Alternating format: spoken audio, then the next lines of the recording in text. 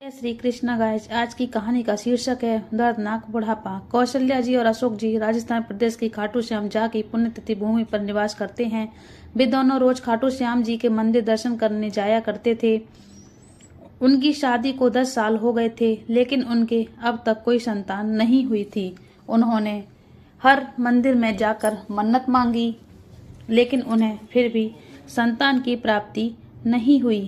तब उन्होंने खाटू श्याम जी के मंदिर जाकर मन्नत मांगी कि अगर मेरे संतान होगी तो मैं आपके यहाँ पहली बार लेकर आऊंगी और गरीबों को भोजन कराऊंगी। तब जाकर खाटू श्याम जी के आशीर्वाद से 10 वर्षों बाद उनके घर में 2 जुड़वा बच्चों ने जन्म लिया। शकुंतला जी के एक बेटा और एक बेटी हुई। अब उनके परिवार भी खुशियों का माहौल था। वह अपने दोनों बच्चों का खूब ख्याल रखती, उनका पालन पोषण करती, दिन रात उनमें ही लगी रहती थीं। अब उनके दोनों बच्चे बड़े हो रहे थे। अब उन्होंने अपने दोनों बच्चों का दाखिला एक अच्छे प्राइवेट स्कूल में करवा दिया था। दोनों बेटा और बेटी पढ़ने में बहुत ही ज्यादा होशियार थे। वह हर वर्ष अपनी कक्षा में प्रथम श्रेणी आते थे। यह देखकर शकुंतला जी, अशोक जी फूले नहीं समा रहे थे। देखते देखते उनके बच्चे कॉलेज में भी पहुंच गए। अब वह कॉलेज की पढ़ाई पूरी कर चुके थे। अब उनकी बेटी आगे की पढ़ाई करने के लिए विदेश जाना चाहती थी। कौशल्या जी और अशोक जी का मन तो नहीं था उसे वह बाहर भेजें, लेकिन बेटी की इच्छा का मान रखते हुए और अपने दिल पर पत्थर रखते हुए उन्होंने अपनी बेटी को इंजीनियर की पढ़ाई करने के लिए विदेश भेजने की तैयारी करने लगे। कुछ दिनों बाद जब उसका अमेरिका का वीजा लग गया तो वह आगे की पढ़ाई पूरी करने के लिए जब वह विदेश जा रही थी, तब रिया अपने माँ बाप से दूर जाने के गम में रोए जा रही थी। शकुंतला जी और अशोक जी ने नम आंखों से अपनी बेटी रिया को समझाया, बेटा, इसमें रोने की तो कोई बात ही नहीं है। जब तुम्हारा मन करे फ्लाइट पकड़कर अपने देश अपने माँ बाप से मिलने घर के लिए चली आना, और कुछ सालों की ही तो बात है ना। देखना समय पंख लगा के ऐसे उड़ जाएगा कि तुम्हें कुछ पता ही नहीं चलेगा। फिर दोनों ने अपनी बेटी को भारी दिल से विदा किया। अब रिया विदेश में रहकर अपनी आगे की इंजीनियर की पढ़ाई कर रही थी। बेटी को गए हुए पूरे 2 साल हो चुके थे। उन्होंने अपने बेटे राजीव के विवाह के लिए लड़की भी देखना शुरू कर दिया था, क्योंकि शकुंतला जी से अब घर के काम नहीं होते थे। उन्हें अब लगने लगा कि बहू आ जाएगी, तब उन्हें घर में काम करने में थोड़ी सहूलियत तो मिल ही जाएगी। जब बेटे की शादी की तारीख नज़दीक आ रही थी, तभी रिया कुछ दिनों की छुट्टी लेकर अपने भाई की शादी में अपनी माँ के साथ शादी के कामों में मदद करने के लिए आई। रिया के भाई राजीव की शादी बड़े धूमधाम से हुई और घर में नई नवेली भाभी आ गई। तब रिया अपने भाई की शादी निपटाकर अपनी आगे की पढ़ाई पूरी करने के लिए विदेश चली गई। कुछ महीनों तक सब सही चला, लेकिन धीरे धीरे नेहा के रंग ढंग सब बदलने लगे। उसे अपनी सास का रोकना टोकना बिल्कुल भी पसंद नहीं आ रहा था। वह हर छोटी छोटी बातों पर अपनी सास पर भड़क जाया करती थी और हमेशा उन पर गुस्से से भरी रहती थी। राजीव का ज्यादातर समय ऑफिस में ही बीतता था। घर में नेहा और उसके सास ससुर ही रह जाते थे। नेहा अपने पति राजीव को बहलाती और फुसलाती थी, हमेशा अपने सास ससुर के खिलाफ भड़काया करती थी, जिसके कारण राजीव अपने माता पिता से कटा कटा रहता था।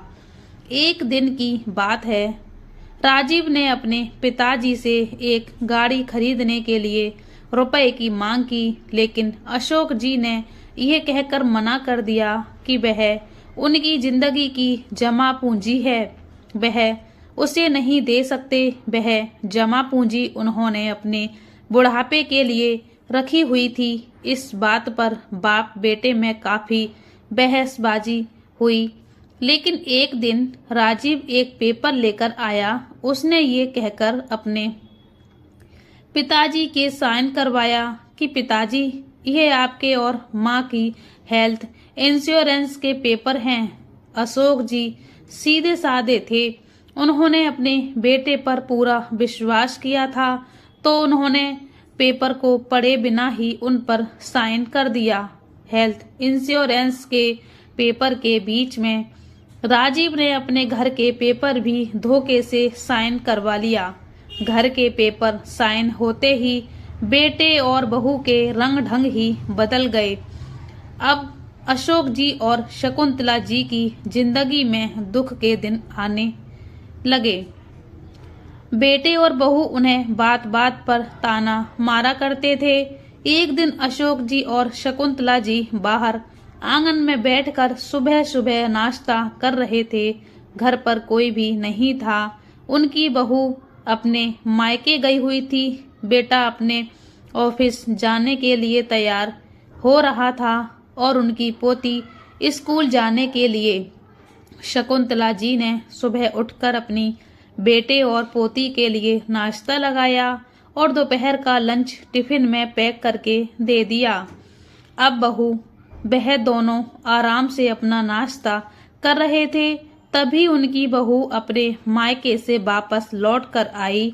दोनों सास ससुर को हंसते बोलते बतियाते आराम से नाश्ता करते हुए देख एकदम से जल भुन गई और जलन के मारे अपनी सास से बोली, मम्मी जी, जल्दी से मुझे नाश्ता बनाकर दे दीजिए, क्योंकि सुबह सुबह आना तो था, तो इसीलिए मैं बिना खाए पिए ही अपने मायके से निकल पड़ी। अब मुझे बहुत तेज भूख लगी है। उनकी बहू नेहा ने आज तक इस तरीके से अपनी सास से कभी काम के लिए नहीं कहा था, लेकिन आज इस तरीके से बहू की बोलने पर शकुंतला जी और अशोक जी हैरानी से अपनी बहू को देख रहे थे और एक दूसरे को। इतने में नेहा ने फिर से कहा, मम्मी जी, क्या आपको सुनाई नहीं दे रहा या फिर भेरी होने का नाटक कर रही हो? आज क्या हुआ बहू, जो अपनी सास से इस तरीके से बात कर रही हो?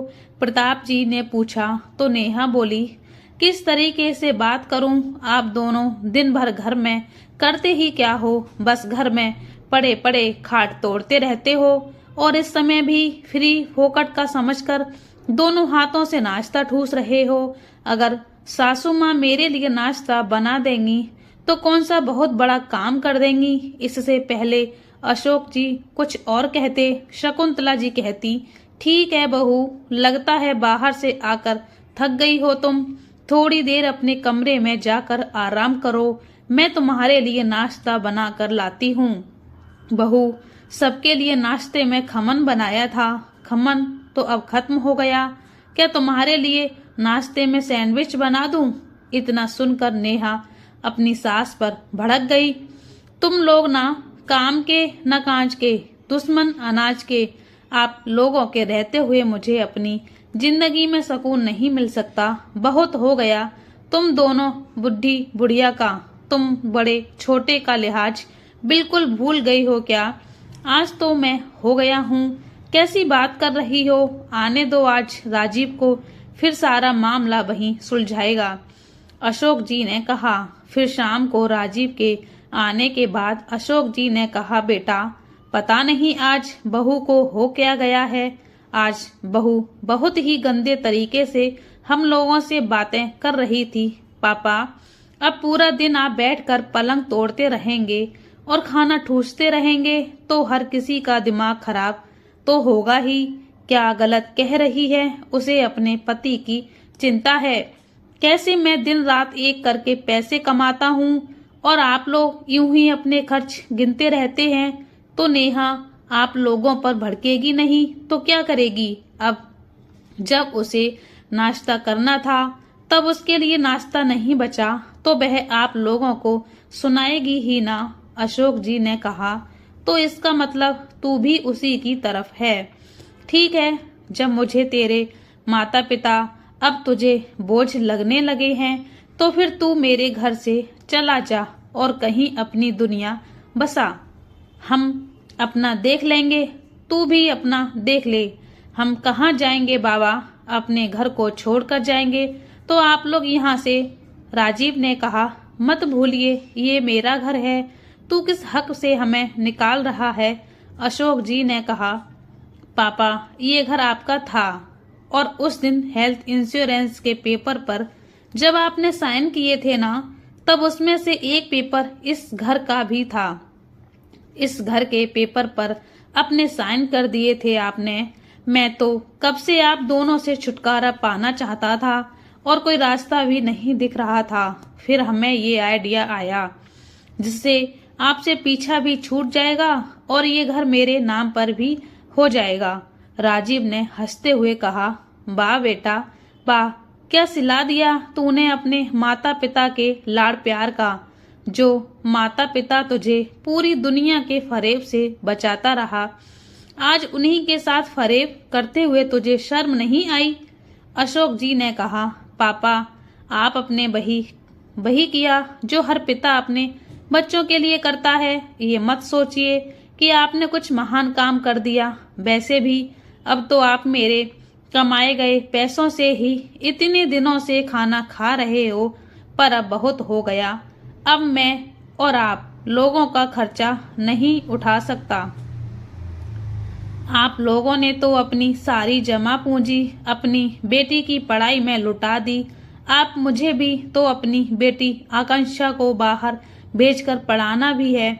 इतना सुनकर शकुंतला जी अपने बेटे से कुछ कहने ही जा रही थी कि उनकी बहू नेहा ने उन्हें एक जोरदार थप्पड़ जड़ दिया। बस कर बुढ़िया, और ज्यादा चपड़ चपड़ करने की जरूरत नहीं है। जैसा कहा है कर, बना तो अब तक जो नहीं हुआ वह भी हो जाएगा। अशोक जी और शकुंतला जी बिल्कुल हैरान होकर अपने कमरे में चले गए और फिर उस दिन वह दोनों अपने कमरे से बाहर ही नहीं निकले। पूरे दिन बिना कुछ खाए बैठे रहे, पर किसी ने उनसे एक बार भी खाने को नहीं पूछा। अगली सुबह आकांक्षा अपनी पढ़ाई के लिए बाहर जाने ही वाली थी, इसलिए दादा दादी के कमरे का दरवाजा खटखटाती है। शकुंतला जी जब दरवाजा खोलती हैं तो आकांक्षा उनसे पूछती है, क्या हुआ दादी, दरवाजा क्यों बंद किया है? अच्छा छोड़ो, आप दोनों मुझे आशीर्वाद दीजिए कि मैं अच्छे से पढ़ाई कर कुछ बड़ा कर पाऊं और जब मैं घर वापस आऊं तो आप लोगों को गर्व हो मुझ पर। बेटी, हमारा आशीर्वाद हमेशा तेरे साथ रहेगा। आज एक बात तुझे कहना चाहता हूँ, बड़े ध्यान से सुनना। चाहे जितना पढ़ लिख लेना, पर अपनी इंसानियत कभी भी मत छोड़ना। कभी किसी के साथ धोखा और फरेब मत करना और अपने माता पिता का अनादर कभी भी मत करना। किताबी ज्ञान तो हमें रोजगार दिलाता है, पर सामाजिक ज्ञान हमें जीना सिखाता है। जाओ बेटी, खूब तरक्की करो और जब वापस आओ तो अपने माता पिता का सहारा बनो। अशोक जी ने अपनी आंखों में आंसू लिए हुए कहा, सिर्फ मम्मी पापा का ही क्यों, मैं आपका और दादी की भी सहारा बनूंगी। आकांक्षा ने कहा, शायद इसकी नौबत ही नहीं आएगी। प्रताप जी ने कहा, क्या कहा दादाजी आपने? आकांक्षा ने पूछा। कुछ नहीं बेटी, अच्छा खूब मन लगाकर और अपने इस बूढ़े दादा की सीख को याद रखना, प्रताप जी ने कहा। आकांक्षा पढ़ाई करने चली गई। कुछ दिन बाद राजीव ने अपने माता पिता से बोला, पापा माँ जल्दी से आप दोनों तैयार हो जाओ। आज शाम को आप दोनों को मैं वृद्ध आश्रम छोड़ने के लिए ही जा रहा हूँ।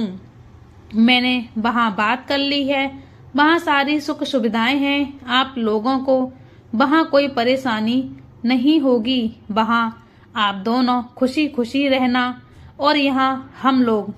राजीव बेटा, मेरी तुमसे एक विनती है, अपनी माँ को वहाँ मत भेजो। इस उम्र में मैं चला जाता हूँ, वहाँ पता नहीं कैसे हालात होंगे। इस उम्र में तुम्हारी माँ कैसे वहाँ खुद को संभाल पाएगी। तुझे घर के कामों के लिए भी एक नौकरानी तो चाहिए होगी ना, तो उसी के लिए अपनी माँ को यहाँ रख लो। सैलरी के नाम पर इसे 2 वक्त का खाना और पुराने कपड़े दे देना, इतना तो तू कर ही सकता है ना। लाचार और बेबस अशोक जी ने रोते हुए कहा, यह किस तरीके की बातें कर रहे हैं आप। मैं आपके बिना नहीं रह सकती। जहां आप रहेंगे वहां मैं भी आपके साथ रह लूंगी, लेकिन मैं आपके बिना नहीं रह सकती।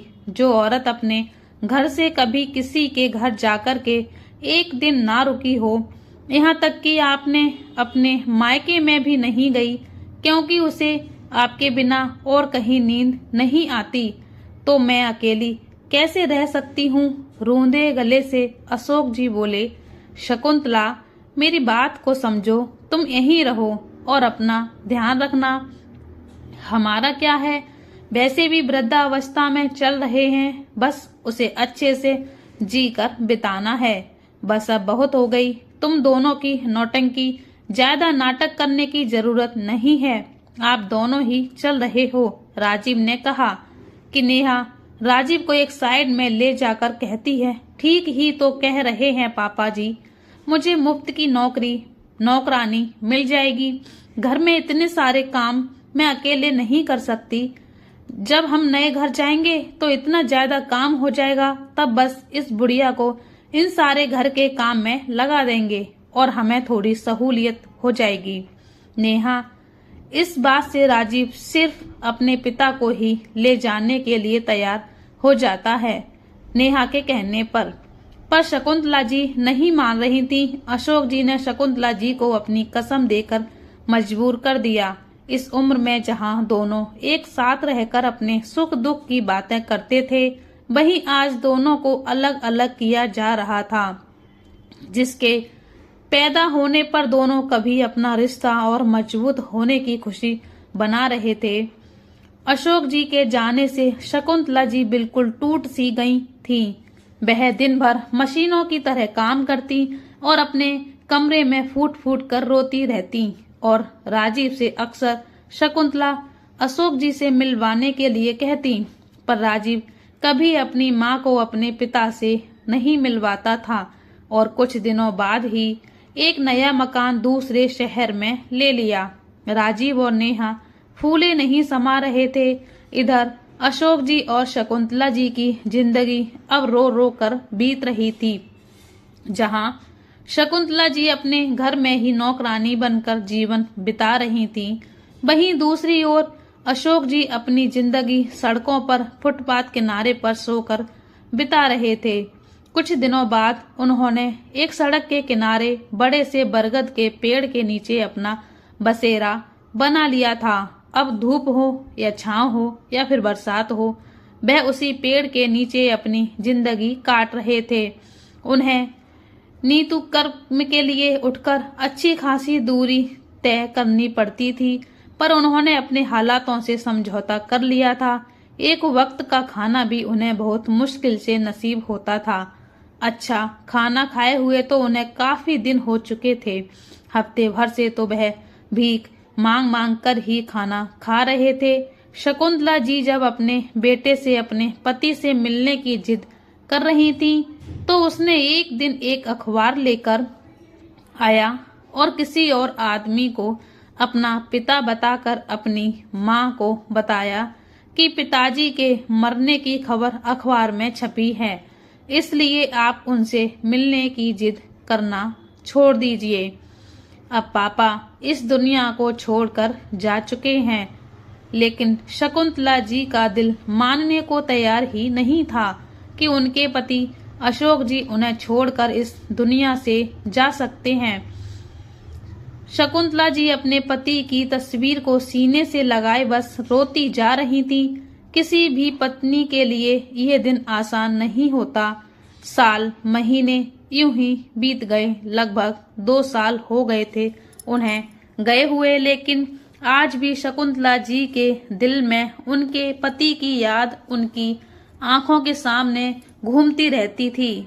तभी उनकी बहू कमरे में धमकाती हुई आई और उनके मुंह पर अपनी एक मेली सी पुरानी साड़ी को फेंकते हुए बोली, बंद कीजिए रोना धोना और इसे पहनकर बाहर आइए। पंडित जी आते होंगे, उससे पहले बहुत सारे काम बाकी हैं। अब इतना सारा काम क्या तुम्हारा मरा हुआ पति आकर करेगा?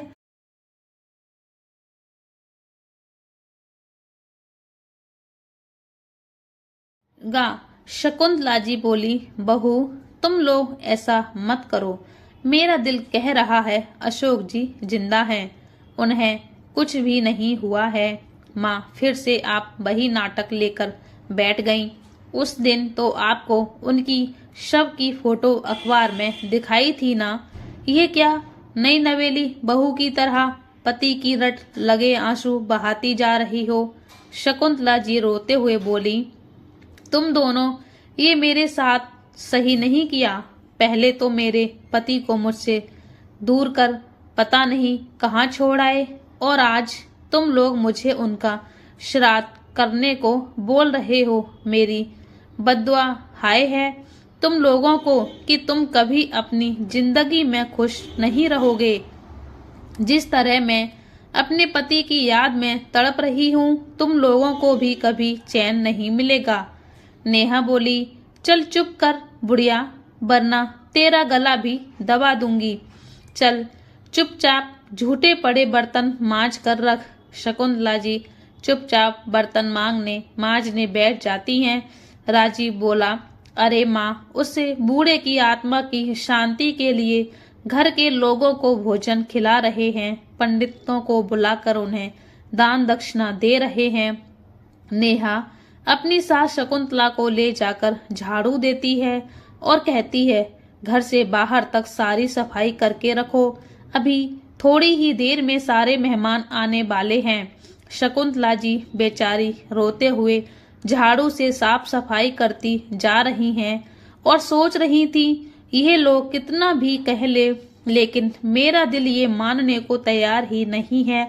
मेरी अंतरात्मा कहती है अशोक जी जिंदा हैं, और यही कहानी जैसे मेरे आसपास ही है। मैं अपने जीते जी अपने पति का श्राद्ध नहीं बनाऊंगी। घर में मेहमान आने शुरू हो गए थे। कुछ औरतें सजी सवरी खिलखिलाती हुई नेहा के घर में आती हैं कि तभी उनकी नजर नेहा के आंगन में झाड़ू लगा रही शकुंतला जी पर पड़ जाती है। अरे नेहा, बाहर जो तेरी काम वाली झाड़ू लगा रही है, कहाँ से रखा है उसे? काम तो बड़े साफ तरीके से कर रही है, हमसे भी बात करवा। हम तो कब से ऐसे ही काम वाली को ढूंढ रहे हैं, पर हमें तो नहीं मिली, और तुम्हें इस मोहल्ले में आए हुए भी अभी कुछ ही दिन हुए। तुमने काम वाली कहाँ से जुगाड़ कर ली? अरे क्या, आते ही इन घर के कामों को लेकर उलझ गई। अब अभी कुछ देर तो घर गृहस्थी भूल कर मजे करो।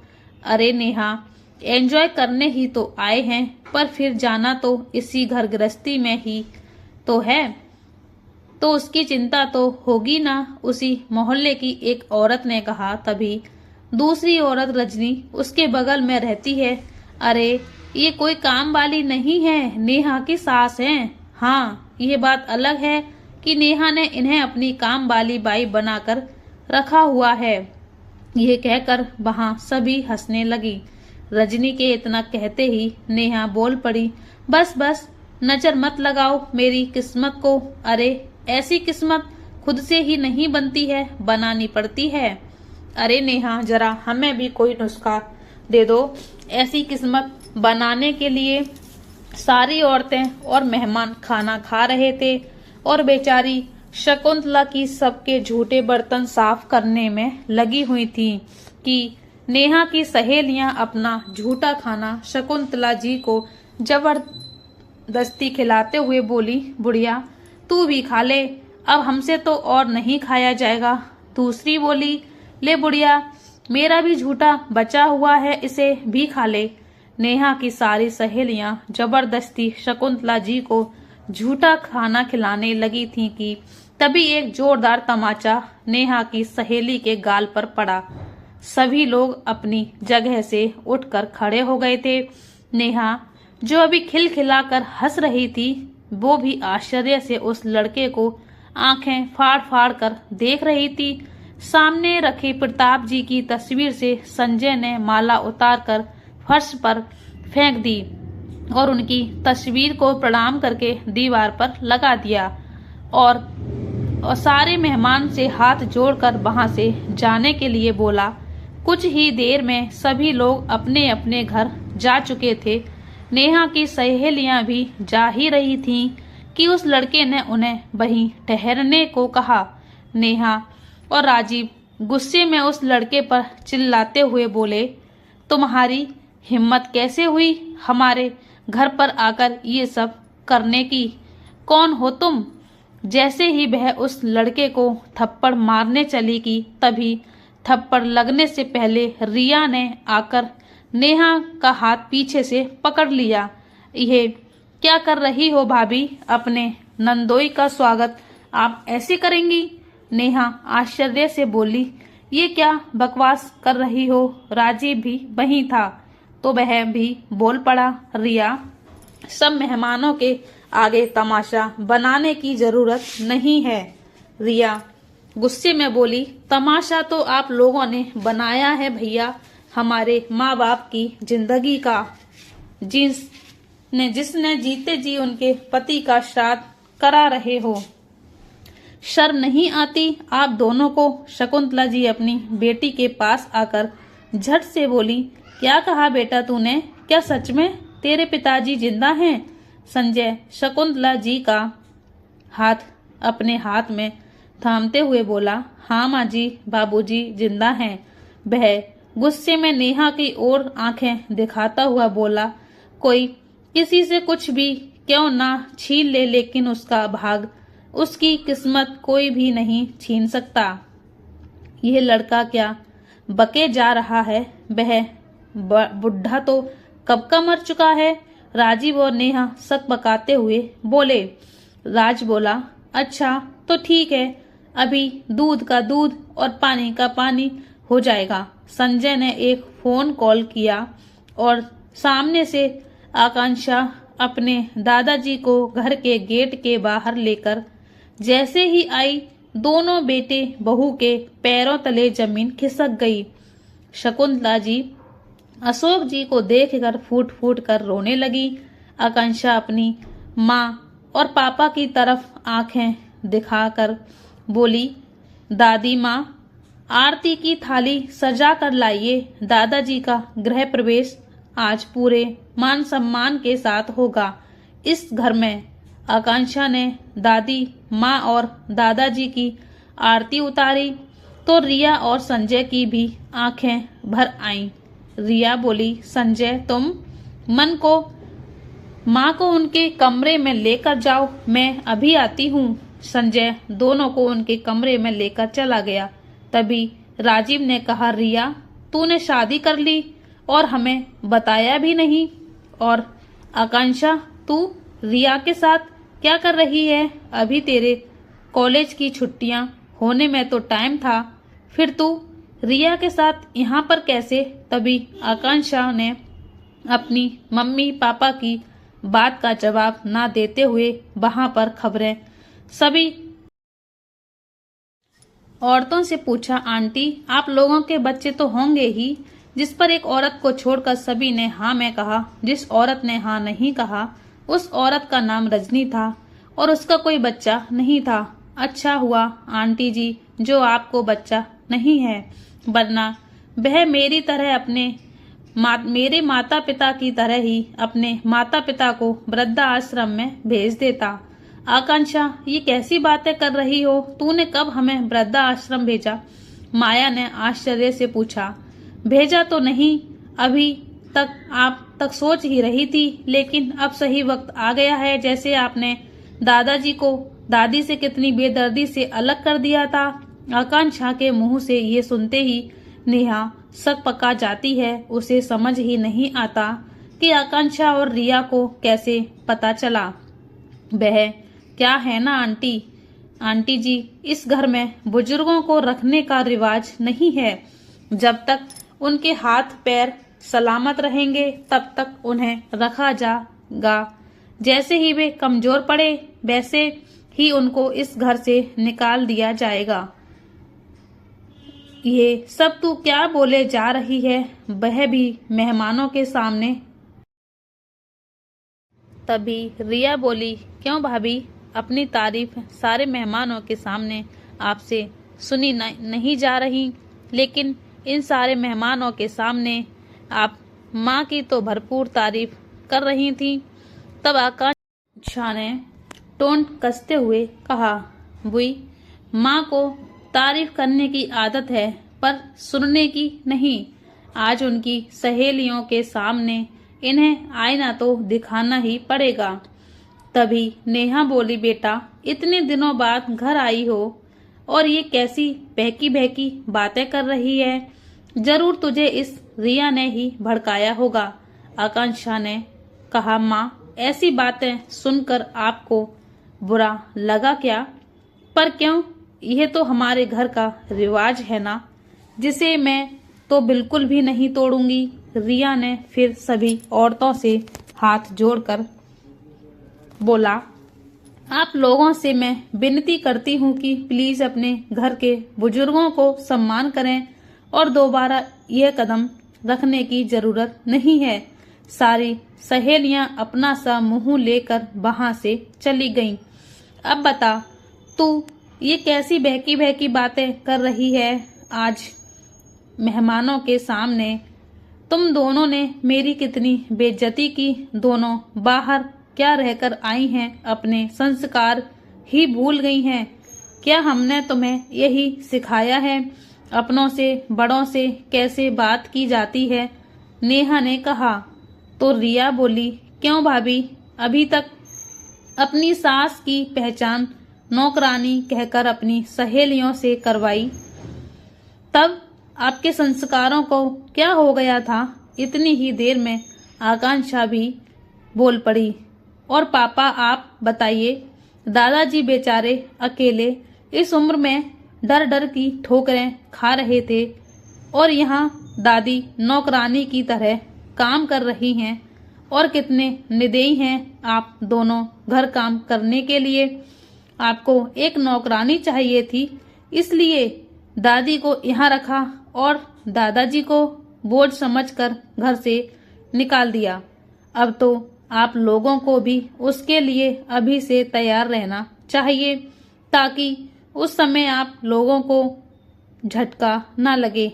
आकांक्षा ने इतना बोलते ही नेहा ने जैसे ही उसके ऊपर हाथ उठाया तो रिया ने उसका हाथ कसकर पकड़ लिया और कहा, भाभी, आज आकांक्षा ने आपसे इस तरीके से बात की तो आपको कितना गुस्सा आया। सोचिए, आपने तो मेरे माँ बाप को बिना कसूर के घर से बाहर निकाल दिया और मेरे जिंदा पिता का श्राद्ध कर रहे थे। सोचा मुझे कितना गुस्सा आ रहा होगा। इतना कहकर रिया और आकांक्षा दोनों शकुंतला जी और अशोक जी के कमरे में चले गईं और उनके कदमों में बैठकर फूट फूट कर रोने लगी। माँ, मुझे माफ कर दीजिए, मेरे होते हुए आपके साथ यह सब हुआ। शकुंतला जी बोली, बेटा, मुझे पता था कि अशोक जी को कुछ नहीं हुआ, पर ये लोग जीते जी उनका श्राद्ध मना रहे थे। जिस बेटे के मुंह से कभी हमने एक निवाला तक नहीं छीना, उसने अपनी माँ की जिंदगी से सुख चैन सब छीना था। शकुंतला जी कहते कहते फूट फूट कर रोने लगी। आकांक्षा अपनी दादी माँ के आंसू पोंछते हुए बोली, मत रोइए दादी माँ, अब जितना रोना था आप रो चुकी, अब रोने की बारी उन लोगों की है। शकुंतला जी ने अचानक से कहा, रिया, क्या सच में ये हमारा दामाद है? अशोक जी बोले, हाँ शकुंतला, इसी बच्चे के कारण तो मैं आज तक जिंदा रहा। ये नहीं होता तो कब का मैं इस दुनिया को छोड़कर जा चुका था। जिस बेटे के लिए हमने इतनी मन्नत मांगी कि न जाने कितनी मंदिरों में जाकर माथा टेका, वही बेटा हमारे साथ ऐसा करेगा, हमने कभी भी नहीं सोचा था। कहते हुए अशोक जी अपने अतीत की ओर चले गए। वह बताते हैं, जब वह एक दिन रोड पर भटक रहे थे, तभी संजय अपनी ड्यूटी से लौट रहा था तो अशोक जी वे शुद्ध सी हालत में उसकी गाड़ी के आगे आ जाते हैं और वह जल्दी से गाड़ी से उतरकर हाथ जोड़कर बोलता है, बाबा आपको लगी तो नहीं? नहीं बेटा, अशोक जी ने कहा। बाबा आपका घर कहाँ है? चलिए मैं आपको छोड़ देता हूँ। अशोक जी ने नम आंखों से बोला, मेरे बेटे ने ही मुझे बेघर कर दिया। मेरा कोई घर नहीं है बेटा, अगर तुम मुझे कोई काम दिला दो तो तुम्हारी बहुत मेहरबानी होगी। अशोक जी हाथ जोड़कर बोले तो संजय मना नहीं कर पाया। उसने अपने ही घर में उनको गैराज की देखरेख का काम दे दिया, जिससे उन्हें ऐसा ना लगे कि वह हम पर बोझ हैं। धीरे धीरे अशोक जी का वहां मन लगने लगा। संजय को भी उनमें अपने पिता की छवि दिखाई देने लगी थी।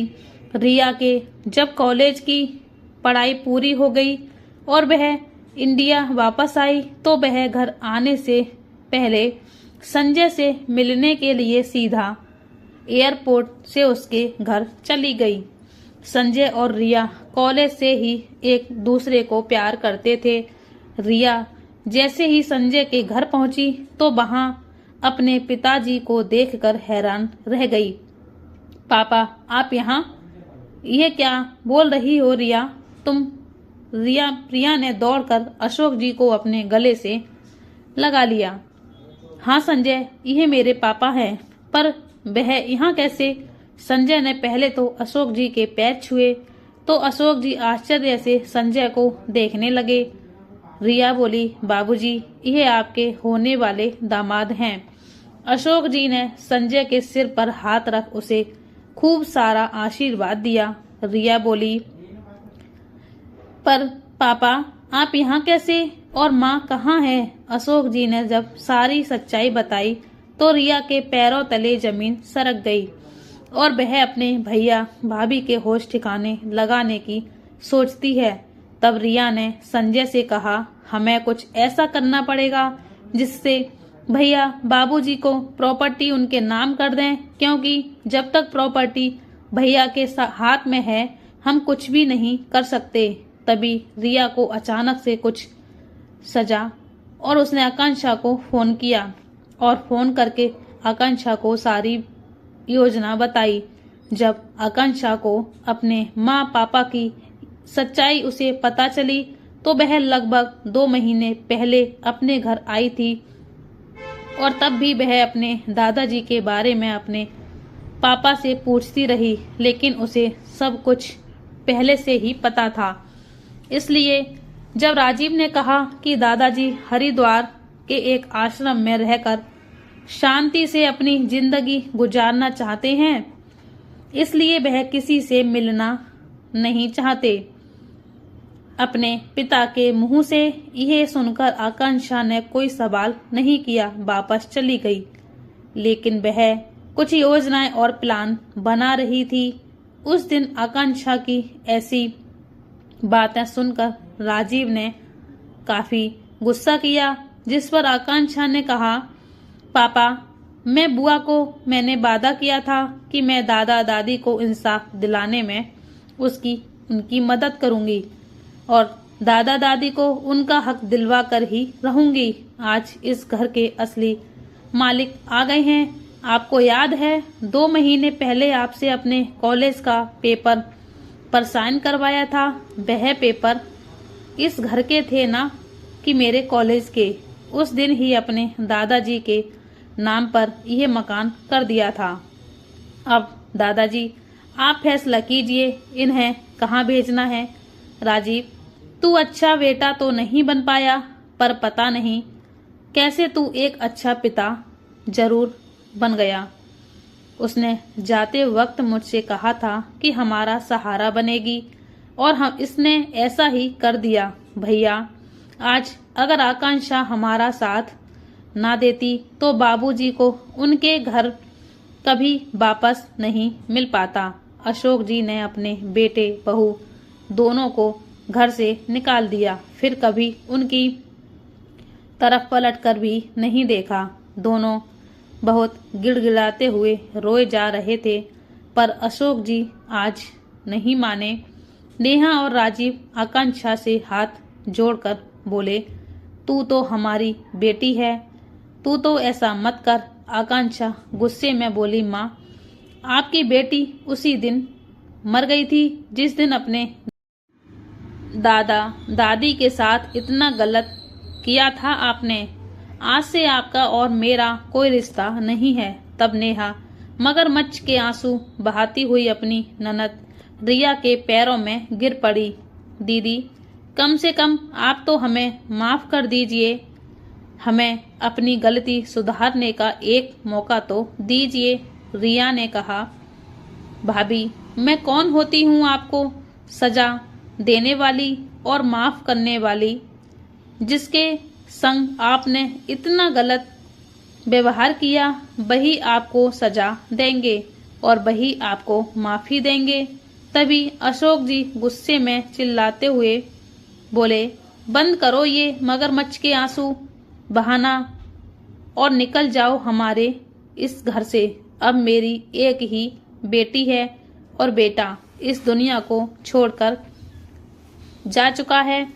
अब निकल जाओ हमारे घर से और आइंदा कभी हम लोगों से मिलने की कोशिश मत करना। दोनों चुपचाप वहां से चले गए। तो कुछ दिनों बाद अशोक जी और शकुंतला जी ने अपनी बेटी की शादी धूमधाम से करवाई और आकांक्षा अपने आगे की पढ़ाई पूरी करने के लिए वापस अपने हॉस्टल चली गई। संजय और रिया जी जान से अपनी माँ बाबूजी की सेवा करने लगे। दोस्तों, आपको ये कहानी कैसी लगी? क्या अशोक जी ने अपने बेटे को जो सजा दी वह सही थी या गलत? अपनी राय हमें कमेंट करके जरूर बताइएगा। फिर मिलेंगे आपसे ऐसे ही किसी कहानी के संग। जय श्री राम। कहानी को पूरा देखने के लिए धन्यवाद। आप हमारे चैनल पर नए हैं तो प्लीज़ हमारे चैनल को सब्सक्राइब जरूर कर लीजिए।